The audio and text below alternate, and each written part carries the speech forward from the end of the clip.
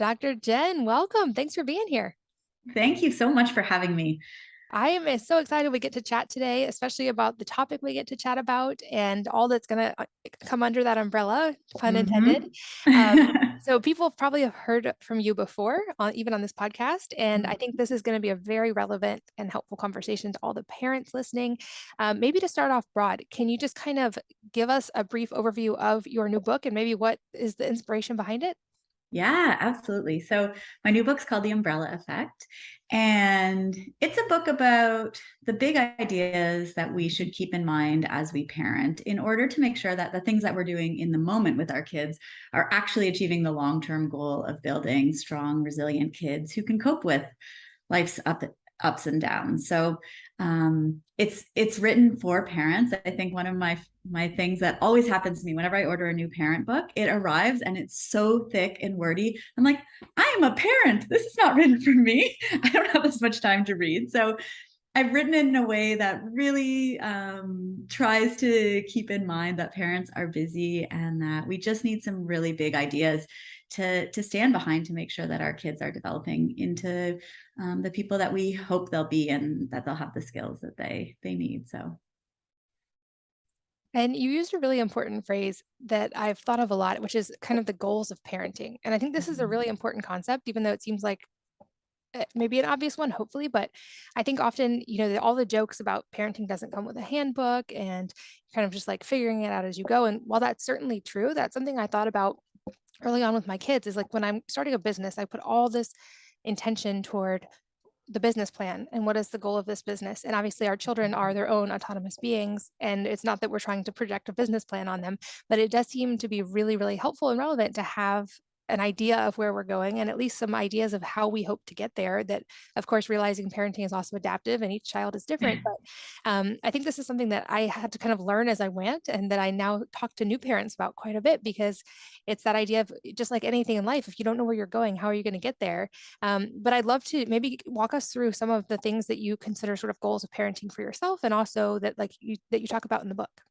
Yeah, well, um, I mean, it's a really important idea, and it's like one of the reasons why I really thought this book was so important to write because I think parents are dying a very slow death of information overload. Like there are just a billion things you could do for your kids, but ultimately, if you try to do all those things, you're damaging your own well-being in the process. And we need well parents to raise well kids. So some of the big ideas in the book are just the things, the non negotiable things that we know to be true that we can tweak our parenting around to make sure that we're taking that into account when we're raising kids. So, the very first principle in the book is just you're not getting out of life without some rain. Like 100% guarantee your children, my children, every child out there is going to hit some points in life that are hard.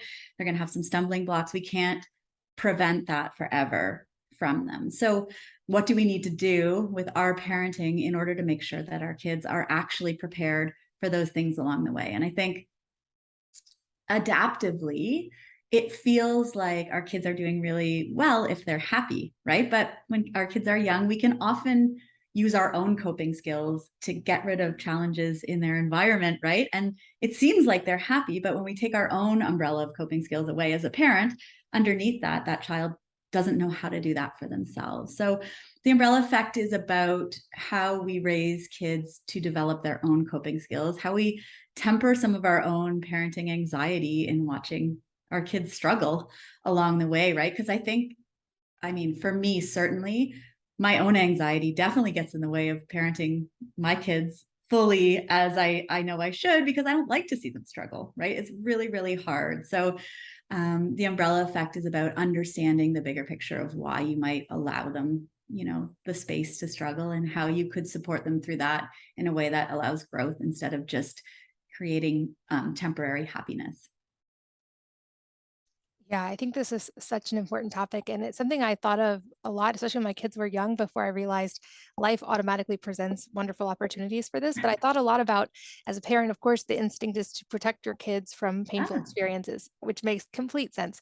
But also realizing in my own life, looking back, some of the more difficult experiences of my life were also the most impactful and led to some of the most amazing parts of my life. And so, as a Mhm. parent, it's that kind of friction of course, we're not going to try to make their lives difficult for them on purpose, but it's how do we give them the foundational tools so that when life inevitably does, they are Mhm. able to turn those into learning experiences and view them in hindsight in a positive way, or at least the lessons of them in a positive way. You mentioned kind of the growth mindset. I think this is Mhm. huge, and it's a thing that many of us, at least people I've talked to, have to learn as an adult. If it wasn't sort of incorporated into your own environment when you were a child, this is something I know I did a lot of work around, is making of my mindset and curating my inner dialogue and learning to frame things that were difficult as beneficial when I realized the outcomes of them. What are some ways that we can do that with our kids, even when they're little? Because I know you've written about this, but I'm excited to get to talk about it with you. Yeah, well, I mean, it's funny that you mentioned that because I think almost everybody who reads the book first says, like, I haven't even gotten to my kids yet. I think this book is about me and my experience and my journey and like just understanding what skills are strong in me and why, right? And I mean, we call them umbrella skills. We call coping skills umbrella skills because skills take practice. So, why some of your most difficult experiences in life are right beside some of your strongest skills is because you've just gotten to practice that skill over and over to get you through that difficult time, right? There's a very clear correlation between what you got to practice as a child and what you didn't. So, I can think about my own personal experience growing up and see why, empathy really stands out to me as a strong skill of mine, but why something like my autonomy isn't as great. And it comes a lot back to how I was parented. And so I think, to get back to your question, how we can help our kids like start to build these really important skills for themselves.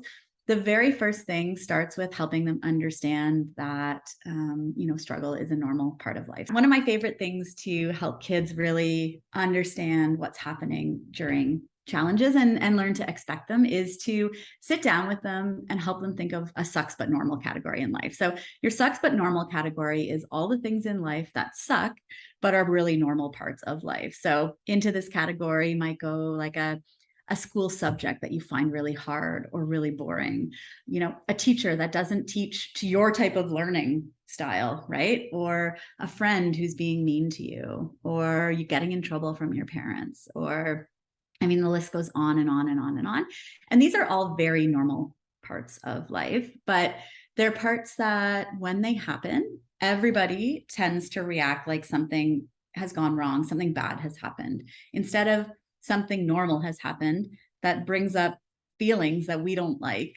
And, so I think that is one of the first steps in helping kids understand that there is some things in life that they're going to have to cope with that are very normal, but also don't feel good. So, and it's okay. What I really think an important parenting shift for young kids is to be looking for all the feelings. So even as parents of young kids, and I know you have quite a few of your own, it's easy to want to make things go away, like anger and frustration and sadness and jealousy, right? These feelings, when they come up, we tend to try to like reduce instead of seeing it as a list of things that we're looking for in our child.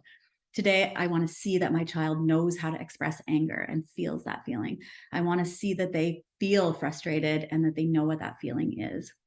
And instead, looking like allowing all those feelings to exist in our children when they're very young will help them as they get older to be able to deal with those feelings and to be okay with those feelings, right? And know what to do with them when they come up. So it all kind of fits into a puzzle of stress is normal, even though it sucks. The feelings that you experience when you have these things are also normal. Like it's not, the goal isn't just blind positivity all the time, right? Most people who are just positive about everything need a bigger range of feelings. And, they're probably doing things with the feelings that do come up that aren't great for them. So, yeah, finding that whole plethora of feelings in your kids is really important. And then, feeling a little bit of a parenting win almost when your child experiences those instead of like something's gone wrong in your parenting journey or that your child shouldn't feel these feelings. Yeah, and probably that just that reframe alone makes the experience of those emotions so much easier because you're coming at it from an entirely different mindset. And I think back to like my own childhood, and I think my parents were great parents, and but they would say like, "Oh, it's okay, don't cry." And I think Mhm. about that with my own kids is I never wanted them to think like crying's not okay, or if you're crying something, like I wanted them to have the freedom to express that. And also to your Totally. point, to, like, give them words for the emotions and the tools to be able to talk through them, because I think often, at least for little kids, there's a frustration in feeling like you're not understood, and so Mm. the more we can be present and help them hold space for that, while also still not, condoning any negative actions they may have taken while Mhm. experiencing that emotion. Right. I've even tried to, like, give them a wider vocabulary of emotions instead of just, like, mad, sad, happy. It's like, are you feeling frustrated? Are you feeling helpless? Are you feeling like give them more cues to be able to talk it through. Mhm. And even with my little ones, trying to make it more almost imaginative of like, well, what color is it? And where do you feel in your body? What does it feel like? Is it Mhm. sticky? Is it spiky? Is it whatever? And just trying to get them in touch with their physical sensations of those emotions, because I think that was something I had to learn as an adult actually in therapy, was how to get kind of back in touch with my emotions. And then we Mhm. also talk a lot about the difference between emotions and actions, and how emotions are all valid, and you feeling that emotion is completely valid. You don't even have to shut it down. And also, you're still responsible for your actions, even if you're feeling a big emotion. Especially with little ones, we talk a Exactly. lot about that. Yep. And you also said people read the book and think like, "Oh, this is about me," which I think is awesome, because if there's one thing I've learned in parenting and I'm still learning every day, it's the importance of modeling, and that they pay attention to some of what we say, but I think so much more of what we do. And so to Mhm. the degree that we work on ourselves and model whatever it is we're hoping to get across to them, the more effective it seems to be. And so when my kids see me when I'm upset about something, take a deep breath and sit for a moment before responding and whatever, they're more likely to do that than if, Mhm. for instance, like they're upset and I just give them emotional reactivity back and Right. give them anger back, then I'm modeling the thing I'm telling them not to do while I'm telling them not to do it, if that makes sense. Mhm. Mhm. Oh, 100%. Actually, I've heard you on your podcast ask people like, what are 3 myths that about your area of expertise? And I think one of them is that we can parent our kids um, in a way that like we're doing for them and we're not doing for ourselves, and expect them to grow up healthy and well-rounded because they are watching us. We can't sacrifice everything that we are as our own people and parents in order to make our kids well, because ultimately they're watching how we parent and they're going to grow up to learn how to be a parent, and they're going to do that same thing, right? They're going to sacrifice their own well-being for their kids, for example. And so, one of my pet peeves is always how many parents just standing around watching their kids play sports and exercise. Like, I always think there should be something for parents to be exercising at the same time as their kids, because it's great for us to do that for our kids. But if they don't see us taking care of our bodies, for example, and moving our bodies and exercising and nurturing ourselves in that way, when they grow up, that's the image that they have of what a parent is. So we actually have to be the change we want to see in our kids. We can't just give them what we think they should do. We actually have to embody what we want them to grow up to be. And I even talked to my mom about this the other day, because she is such a great mom, but she often sacrifices her own. She hurt her knee and she wouldn't call my sister or I to come and bring her food. She wouldn't let us know how bad it was because she didn't want us to disrupt our lives to come and help her. And so I used this on her and I was like, Mom, when I watch you, I'm learning how to be a mom too, how to be a mom of adult kids.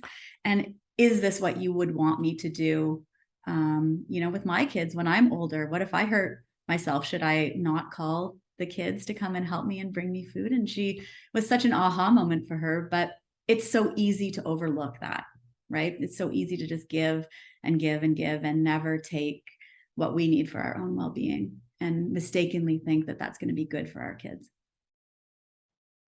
Yeah, and having only, of course, lived in this generation of parenting, but looking at past generations and remembering conversations with my grandma, for instance, I do wonder what differences you see between parenting now in today's world and previous generations of parenting, because it seems like at least a couple generations ago, there wasn't maybe quite the same level of stress and or self-sacrifice that moms had. Like my grandma actually seemed really good with boundaries and having her own, hobbies and self-care, and not letting her kids interfere with that, but still also making really good time to be with her kids and being present for them. And I know I've seen it written about how this generation of parents seems much more stressed than previous generations. And I'm Mhm. curious your take on that. Is it that we're putting more pressure on ourselves? Of course, we're navigating new challenges of parenting with technology, but what do you think is contributing to that sort of shift in the mindset around parenting? I mean, I think like there's two things that really jump out to me in that area. One is exactly as you mentioned, like there's a lot of new things in our kids' world. Things are changing faster, and we don't necessarily know exactly where we're trying to parent them to sometimes, right? We don't really know what the jobs are going to be like in 10 years from now. We don't really know or understand their digital world and what it means to them, because in our generation it was a bit different, right? And so things are changing quickly, and I think it's probably the first time that parents are trying to parent a generation where it's a little bit unclear where we're trying to lead them. And um, that's the umbrella effect itself is really designed to give you something that you're leading towards, because it doesn't matter. We need our kids to be adaptable. We need them to be, to have coping skills. That's kind of a universal principle that's never going to go away. So I really do hope that the umbrella effect gives a way for parents to see what they're trying to build towards and take some of that uncertainty out of the parenting journey. And then I think the other thing is back to the information overload. Like there is just so much that you could do for your kids. And but ultimately, if you try to do all those things, it's counterproductive to healthy parenting. So the other thing the umbrella effect does is help you really, really see and understand what your kids need next and do that one thing. Instead of doing 100 things, you can do that one thing. So in the book and actually on our website, there's an umbrella assessment that helps you and your child assess your umbrella of coping skills and see what's strong and what needs work. And then I always recommend to parents pick the lowest coping skill and start to put some specific parenting energy into that. So at the back of the book, there's an index of all the skills and some do's and don'ts of parenting, if that's the skill that your child is really struggling with, so that you can really narrow down your effort. If cognitive flexibility, for example, is your child's biggest struggle and they absolutely cannot cope when things are different in their world, they're not very adaptable, there's some very specific parenting things that you can do to start to nurture that hole in their umbrella and get it stronger and stronger, because that's what that child needs. Maybe they don't need more work on their empathy or their growth mindset. But what happens in parenting, I think, is that we see all these things that you could do, right? We could be doing gratitude journals in the morning and, this exercise at bedtime, and we could be doing more play dates and doing more sports, but every child is different. And if we can't do all those things, right? So knowing your own child's very specific needs is a great way to narrow down and do the one most important thing for your child's coping in that moment. And then as you watch that skill grow, you can pick another one, right? Parenting is a long game. And I think it's great that you can see your child's umbrella getting stronger. And what happens actually when you do that, when you fill in one little piece of your child's umbrella, is whatever rain they're facing feels a little bit more manageable. They're a little bit more likely to take on another challenge and start to build even more coping skills. So it's almost got like a spiraling effect when we build coping skills, that they feel a little bit stronger, they take on a little more, they feel a bit stronger, they take on a little bit more, and suddenly you have this child who's able to take on those challenges that they couldn't before. Yeah, I love so much the adaptive nature of this and because it really takes into account the thing that I learned when I had my second child, which is if you have figured out parenting for one child, what you have figured out, at least for me, is how to parent that specific child in this specific moment. Yes. And it's always constantly changing and every child is so different. And I think that's Mhm. been my frustration with some parenting approaches is they seem more one size fits all, and that's not how children or humans work. No.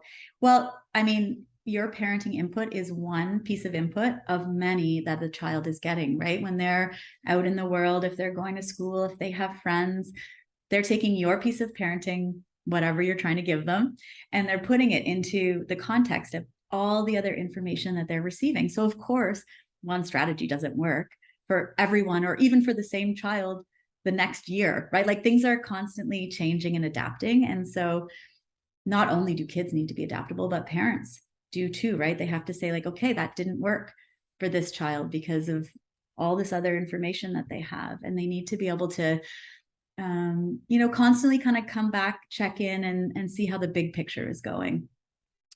Because yeah, it's great that kids have tons of other input besides us, but it also makes it really complicated to apply black and white parenting strategies. There is no black and white when it comes to parenting. It's all gray.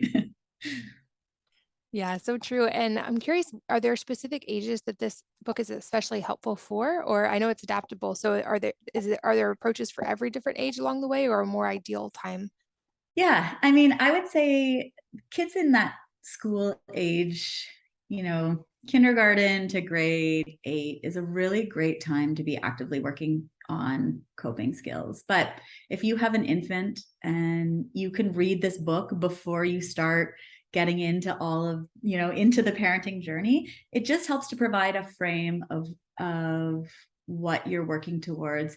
And if you have teenagers on the other end, there's tons of conversations in the book that are really helpful as well. For any of you with teenagers out there, I'm sure you've discovered that words matter a lot when you're talking to your teenager, and that the conversations that you're having with them are really make or break when it comes to your relationship with them, right? Teenagers need to be heard and understood, and connection and their interest and desire to do and listen to your guidance comes from connection or it comes from fear. And I think most of us as parents want that relationship to come from connection. So there's lots of things in the book that will help you think about your connection with your older kids, to ask them questions and get a lot more curious about their experience so you can parent them from that place where they feel understood. I love that. I have several teenagers now, and my oldest is now 16. And that's something I think about a lot is that connection versus fear thing. And I think back to my own teenagers and just remembering all of the big emotions that came with that age and that really intense need to feel autonomous and to Mm-hmm. feel how grown up I thought I was at that moment. And Yep. I think there's obviously a lot that goes into that, but I think a lot about like compliance and defiance being more under that fear category. And even if you get them to do what you want, out of fear, it's still really just the other side of the same coin as Mm-hmm. defiance. It's just you're in the power seat versus them being in the power seat. And it Right. seems like I don't have a lot of older teenagers yet, with the oldest just being 16, but it seems like connection really is the antidote to that, to your point of like, if it's coming from that place and they feel like you actually understand them, even if there's things you have to say no to, they are Mm-hmm. able to hear it a lot better, and also it means it seems like with mine at least, there are a lot more things I can say yes to because there's very much that two-way conversation, and I Mm-hmm. trust them, and they are willing to communicate with me, and they also, I think, have confidence, hopefully, that even if they make mistakes, which of course they will, that there's still unconditional love on the other side, Mm-hmm. and that there's not gonna be that, like, really intense fear reaction from me or, like, anger reaction. Even if it's something that's, like, really upsetting, we're gonna work through it together. Mm-hmm. Yeah. I mean, I can't imagine not knowing those, especially those mistakes, right? I mean, it's great to know all the day-to-day fun that your kids are having too, but I feel like our role as a parent of teenagers is to be able to be there for those bigger mistakes too, to help them, guide them through it, right? And to provide a sounding board with some experience that can maybe help them through those difficult times. And I think the only way you're going to get your kids to share those experiences is really by figuring out how not to punish them when those things happen, and still allow for the logical consequences of the action to happen. So I love wherever there's possible consequences that aren't doled out by you as a parent. I love to try to make use of those. I think that's a great way to allow kids to understand the world beyond your house, right? So, for example, my daughter, who's in grade 9, sent me a message the other day that she didn't want to go to one of her classes because she'd already finished the work, and she was essentially texting me for permission not to go to her class. And I mean, while I understand her logic of why she doesn't want to sit there for an hour and a half where she's completed the work, I also have to hold a parenting boundary around skipping class, right? So my response to her in that situation was, I understand your logic, but you don't have my permission to skip class. So there are consequences at your school if you miss a class. And if the office calls and says that you weren't in class, I'm not going to be the one who's in the office making up a reason why you weren't there. You'll have to deal with that consequence yourself if you choose to skip school, but skipping school is your choice. And, you know, in finding those opportunities, there's an openness that she can tell me if she did or did not miss that class, because there isn't necessarily a consequence with me. I'm open to hearing what her experience is, but I'm also not going to save her from the consequence that exists in her system.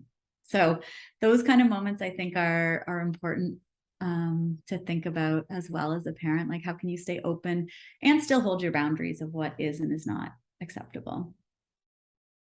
I love your language around that too, the difference using the word boundaries versus like punishments or letting, I'm a big fan as well of letting the natural consequences play out versus always having to impose the consequences. And one of my principles of parenting is that for the most part, I don't do things for my kids once they're capable of doing them themselves. With, Mm, I mean, obvious exceptions for like connection. Like my daughter can braid her own hair, but I love braiding her hair at night sometimes because it's a time for us to talk. It's not that I never help them, but it's right. like if they're capable of doing the laundry or doing the dishes, I'm not going to do it for them.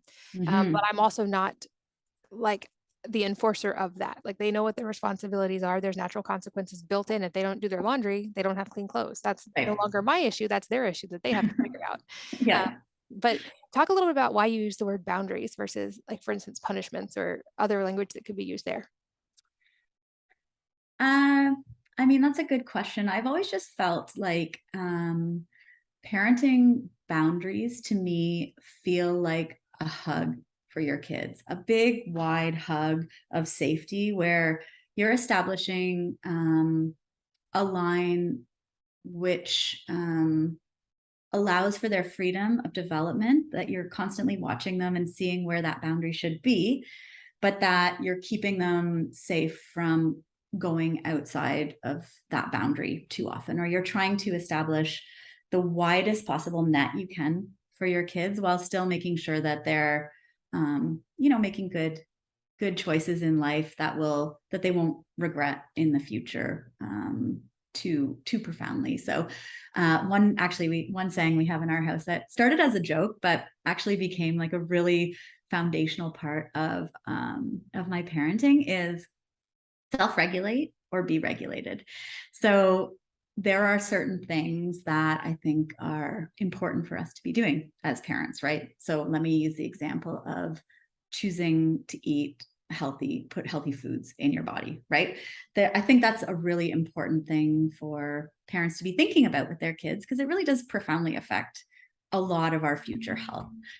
However, if you do that too much for your child, they never learn how to do that for themselves. So in our house, I allow my kids to make their own food decisions. I mean, some of my kids are a bit older now, so of course they make their own decisions. But as they were growing up, of what they're choosing to eat, what they're choosing to order at restaurants, and I'm just kind of keeping an eye on it. And if at a certain point they haven't had a vegetable in a week and I'm thinking, then I will help to regulate them by saying like, okay, I think it's time that you choose some healthier foods or whatever it is. But they know the principles. So they also know that their food is within their own control and that they're entirely entitled to self-regulate. And I'll only step in if I see that what they're doing is a potential risk or could harm them in a more significant way in the long term. So that's, I think, sort of like the boundaries thing, right? Where I'm trying to create a safe boundary for them with my parenting, but that boundary is very wide and it allows them a lot of grace to regulate within it. And my boundary is like the safe hug at the end of the day that keeps them, out of harm's way in a real way.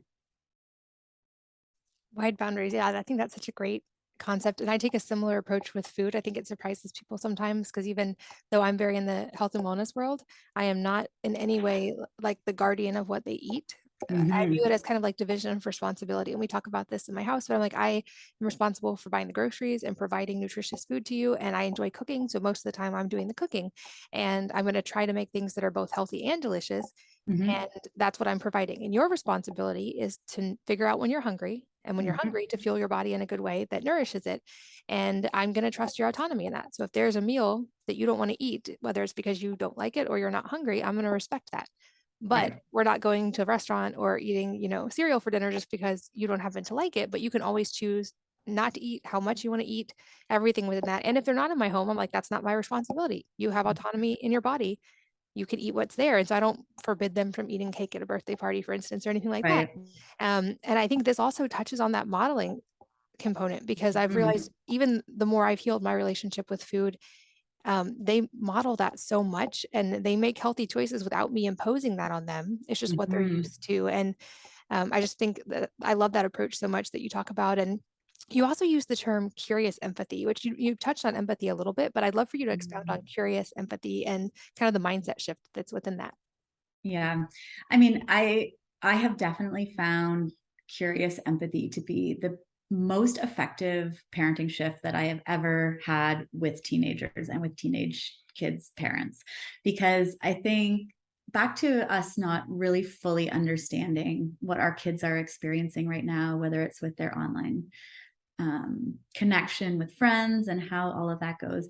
Curious empathy just means parenting from a place first of curiosity of your child's experience, assuming that you don't know anything about what they're experiencing. And I think families are wonderful because there's a lot of familiarity. I think we would all probably say that we know our kids inside out, but it's actually quite surprising how many things we don't know about our kids and their internal experiences. So starting with curiosity, asking more questions about what they're experiencing instead of assuming, your child comes home and says, "Oh, this friend was mean to me," and immediately saying, "Oh, that's awful. How could they do that to you?" Doesn't, and on, whatever our paradigm of the world is for that experience. Instead, asking a lot more questions and getting a lot more curious about what our child is actually experiencing. And then using empathy as a really important parenting tool where instead of trying to change our child's experience, instead of trying to divert them away from that experience and that feeling, just being with them in that space, just kind of coming up alongside them and trying to understand why they might feel that way. I think it's also easy for parents who have had a whole lifetime of experiences to be a little more resilient to some of the little things in life. And so it's easy for us not to get why our child is making such a big deal about something. And so I often recommend if you can't empathize with the experience that your child's having, try to empathize with the feeling that they're having.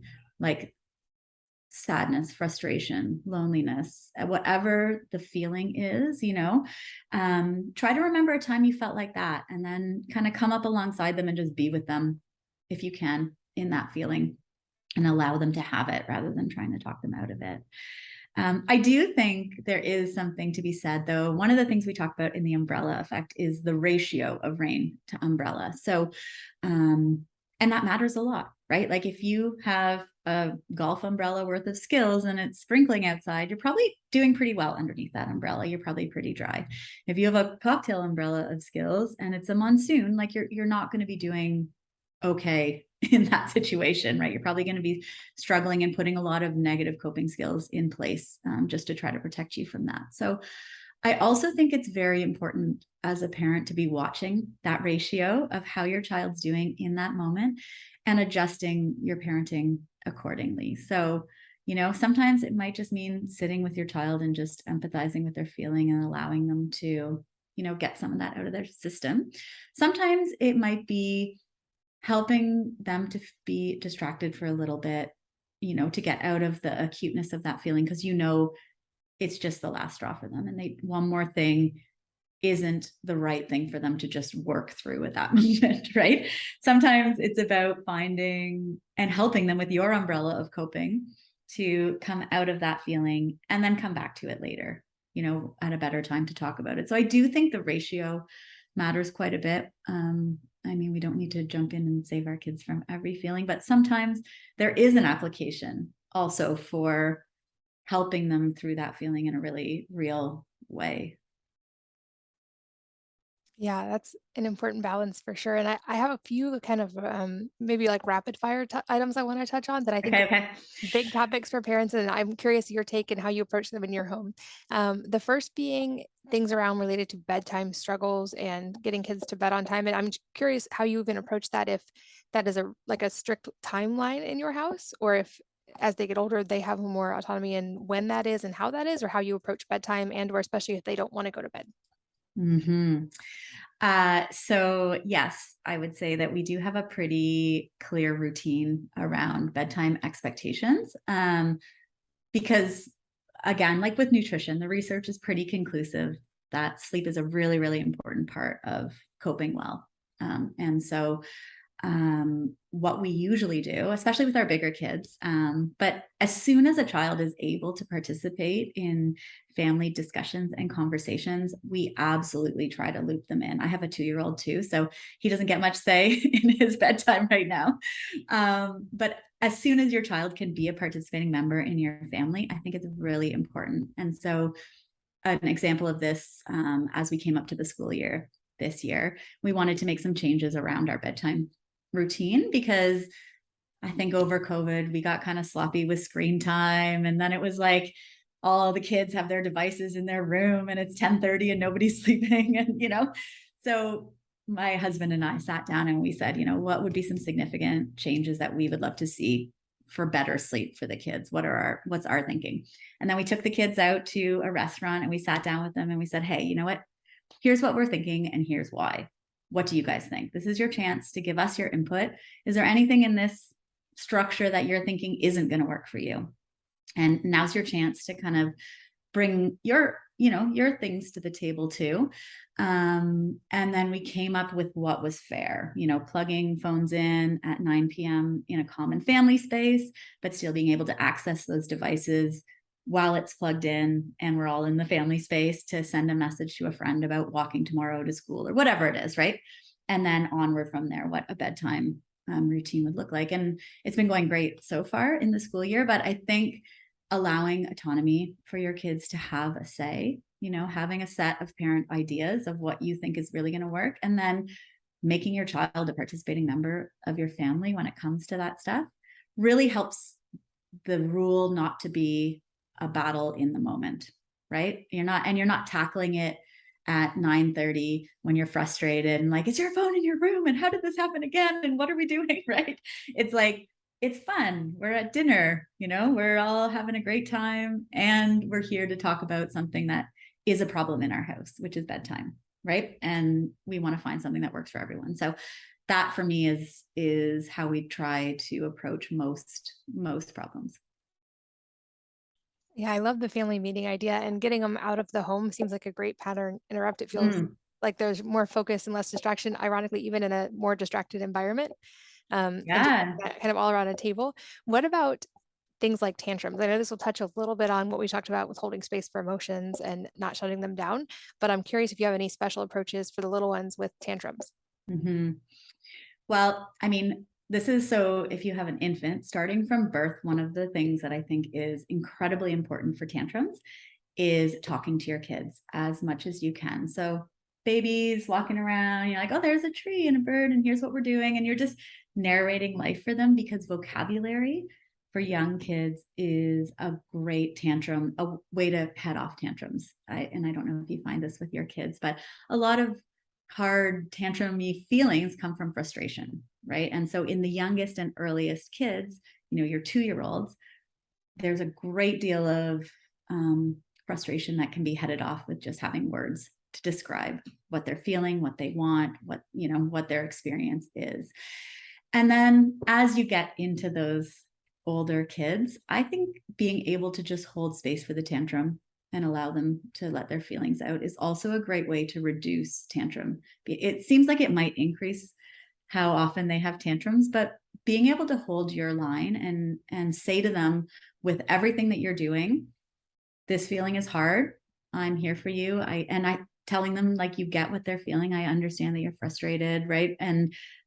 But still the line is still the line. And we're not gonna, turn the TV back on because you're really upset that we turned it off. Because that's the decision that we've made. Because I think, again, with that sort of boundary or that hug, when we give in to our kids' big frustrations like that, even though we know we shouldn't be, in many ways, we're telling our kids that we can't handle their big feelings either, right? They have huge feelings, and our job as a parent is to handle them, like to just be okay that they're feeling that way, and tell them, that they are frustrated, and that's okay. You're allowed to be frustrated. So I think that's a big one when it comes to big feelings, is just not allowing those big feelings to scare you as a parent into changing what your line was. And then as your kids get a little bit older too, really being able to help them negotiate in an effective way. So being open also to changing your mind if the thing that you set down in the first place wasn't fair. So I'll often, as that feeling is coming up, I'll even ask my 2-year-old, like, hey, do you want to tell me a little bit more about why you're frustrated and what you're thinking right now? And he's got a lot of language, so he can usually explain a little bit in his own little 2-year-old way of why he's so upset. And if that reason is actually not fair, like, oh, we usually always let you have 3 shows. I don't even know why I told you to turn off the TV right now. It wasn't even related to, anything. Then be allowing space for that kind of conversation and negotiation. Yeah, and modeling that curious empathy you talked about even at a young Yeah. age, probably that I've often thought that too, of like tantrums seem to relate to that feeling of powerlessness. And Mm-hmm. so to the degree that we can give them power by giving them more words or by giving them an understanding that even when we are not going to agree with them or change it, we're listening to them Yes, seems to go absolutely. a long, long way. And I think curious empathy is a wonderful tool in any relationship, not just parenting. I've noticed this in friendships, in business negotiations, to the degree that you can be actually curious and in a state of learning about someone versus listening to their points to be able to say what you're going to say next. Or if you're in an argument, even with a spouse, to like rebut what they're saying, it's an entirely different energy. And you feel different, the other person responds differently. It's just typically a much more productive conversation in any relationship. So I think that's an absolute gold tip. And another one I hear from a lot of parents about is frustration around kids and chores. So I'm curious how you approach this in your house and how things get done in your home. Mm-hmm.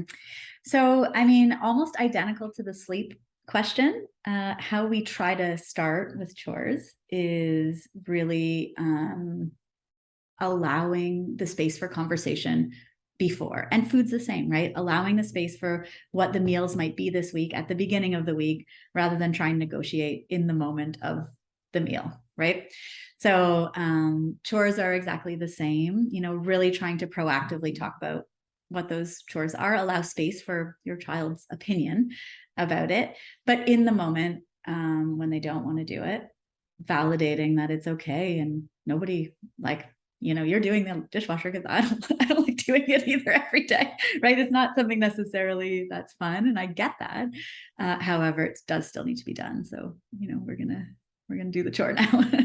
And I think the more you can hold that ground, and the more you can understand why they're frustrated, and not make it out of anger, but just make it out of understanding, but clear lines is a big one for us. What about you? How do you get chores done at your house? Very similar. I try to model in the natural consequences as much as possible. And we have lots of conversations around family and working together and what our joint goals are. It Mhm. actually, the like autonomy and them getting to feel that has been such an important principle for me since they were young. It was really funny experience a few months ago in my house. I came home from a podcast day actually and being at work all day. And the 6 kids on their own had decided to sit down and have a family meeting because they felt like not all the chores were getting done and there was lots of like them happening late and people having to remind people.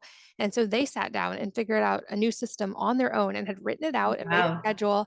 And then they came and proposed it to me and it involved them doing all the same things, but they had just figured out a better way to do it. And I was like, absolutely, let's try it. Let's see what happens. And a few months in now, it's been working really, really well. And so I think like when we don't underestimate our kids and we teach them early just how capable they Mhm. are, it's really fun to get to see that play out as they get older. And I was really impressed that they had taken that initiative and that now they actually, I was still helping with the dishes on certain days and different things. And now they have completely taken it over on their own accord. So Oh, that's amazing. Yeah. And that's, I think, another big parenting thing is sometimes you don't get to know in the moment if what you're doing is actually working, right? Like there's a lot of parenting effort that goes towards encouraging chores, and you're always on top of them to try to get them done, and it's this kind of prolonged effort, and you don't get to know in that moment when you're putting out that effort if when your kids get older they're going to be able to sit down and come up with a new schedule and propose it to you, right? But you have to trust in something, right? You have to trust that the efforts that you're making, if you can really zoom out on the big picture, are the right ones to get your kids to that point where they are autonomously doing that stuff. So always good to keep in mind if you're kind of in the throes of the frustration of each of these different things, right? That there is some confidence to be had in your efforts if you just take a few minutes to zoom out on the big picture and really understand it. And so I hope with the book that is exactly what we've really tried to accomplish, and what I've really tried to give to parents is something bigger, so that whether in the moment what you're doing is likely to help your kids down the road, because it's not always easy and it doesn't always look like it's working. Sitting there with your toddler while they melt down about the TV again doesn't always translate to resilience at age 12 unless you know the steps of how you're getting there and the big picture of what you're working towards, right? Yeah, and I think your book is so, so helpful. It's such a valuable tool because it does take into account the different ages and all the different things that go into parenting. And I also Mhm. think, like, you talk a lot about modeling and your own energy that goes into parenting. And I think that is also a huge key, because I think when we, from a young age, approach our kids with the energy that I think you are incredibly capable and incredibly intelligent and incredibly, like, what all the things we hope that they are, and we give them that energy, they rise to that. And Mhm. it's that they want to choose these things because they don't, that's how they've been, that's how they felt their whole life, and that's how they've been treated. And it seems like the older they get, the more those things fall into place. But you're right, it is a lot of effort when they're little. And then I find so far the parenting, the teenage years has been one of my favorite parts, because Mhm. they are so capable and responsible, and also they communicate still so well that I feel like I am getting to know them on a whole deeper level, and that they're, as they're approaching these adult years soon, that I have a really good relationship with them. And it didn't always feel like that, of course, when they were two. There were days where I felt like internally ready to tear my hair out. But to your point, it's the long game, and it really does pay off. And I definitely can't recommend this book enough. I will put the link in the show notes at wellnessmama.fm, and it's also available wherever books are sold. But a last wrap up question I love to ask is, speaking of books, other than your own, if there are any that have really profoundly impacted you, and if so, what they are and why. Mhm. I'm a huge reader, so I think it's so hard to narrow down. But if I were to pick one fiction book that I can think back that really had a huge impact on me, The Fountainhead by Ayn Rand, I read when I was in my late teens. And why that was so impactful for me is because it really brought home the fact that you should think critically about what the world is presenting you as normal or healthy, and you should make your own decisions about what's good for you. I think it really shifted my level of understanding that different is not a bad thing, and that society doesn't always, the big picture of what people value is not necessarily always what the best thing is for you. So I love that book for like teenagers to read as they're kind of coming into adulthood. And then from a parenting perspective, I mean, I always love French Kids Eat Anything, and yours can too. It's such a simple and fun read. But again, what I love, love, love about that book is it's a lot about shifting the environment to be a better environment for your kids to flourish, rather than, imposing rules upon them individually. So it's not about eat more vegetables, you have to, this is my parenting rule. It's about how can we create an environment where you see other kids eating vegetables, where everyone around you is eating vegetables, and vegetables are just a great and normal and delicious part of food, right? So that's why I love that book. It applies to so many things besides food when it comes to parenting. And I think we've definitely touched on it quite a bit in this podcast, of just how you might shift your environment rather than trying to control your child's behavior. It's so much more powerful than of a parenting strategy. I love that so much. It reminds me of something that I've seen floating around on Instagram that says something along the lines of, when a flower is not blooming, we don't try to change the flower, we try to improve the soil. Yes, And 100%. I think that sums up so well so many of the things we talked about. And I also know there's so much we didn't have time to get into in just a short podcast episode. But Yeah. for all of you guys listening, I highly recommend Dr. Jen's work and this book in particular. I think it's hugely, hugely helpful. And I'm so glad we got to go on some of these topics today. Thank you so much for all your work and for being here today. Same, right back at you. Thank you for all your work. You do such a great job of nurturing the health of your whole community. So thanks for having me. And thanks as always to all of you for listening and sharing your most valuable resources, your time, your energy, and your attention with us today. We're both so grateful that you did. And I hope that you will join me again on the next episode of the Wellness Mama podcast.